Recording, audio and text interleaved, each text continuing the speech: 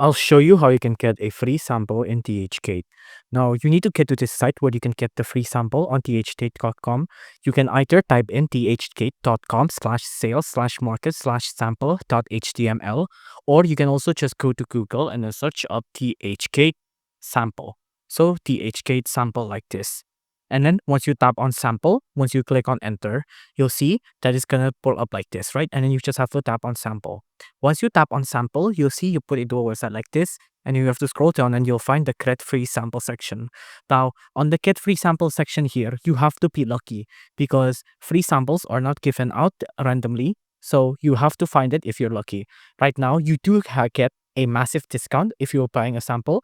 You can get up to $50 if you can get up to 50%, sorry, off if you buy a sample. And you can see all of these are its sample prices, and it's way more cheaper than its usual prices, right?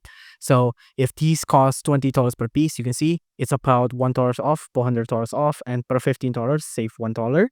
So you can get a pretty good deal here. But if you want something completely free, you do have to be on the lookout on this page often. So go ahead and check this page often. And then one day or sometimes you might find a free item ready to go. If you don't want to go and look at this as well, you can just go to the official affiliate program here from DHgate.